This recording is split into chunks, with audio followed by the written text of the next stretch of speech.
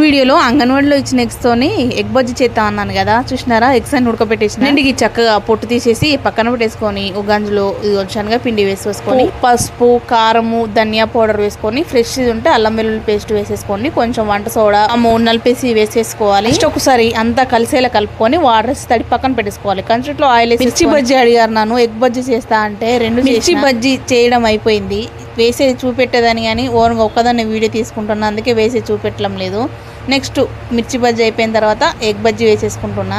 చేతితో పట్టి వేస్తే ఎగ్గుకు పిండి అంటడం లేదని స్పూన్తో వేసిన మంచిగా కోటింగ్ వచ్చింది. భలే బజ్జీ మిర్చి బజ్జీ టేస్ట్ అదిరిపోయింది, నిజంగా చాలా బాగుంది. కలిపినా కదా పిండి, సేమ్ అట్లా కలిపి చూడండి ఒకసారి, టేస్ట్ చాలా బాగుంది. చేసిన ప్రయోగాలన్నీ ఎవరు తినట్లేదని బాధ నాకు అస్సలు అవసరం లేదు. ఫస్ట్ మా చిట్టి తల్లి తిని అన్ని ఉన్నాయి, అన్ని ఖాళీ చేసి పెట్టుద్ది.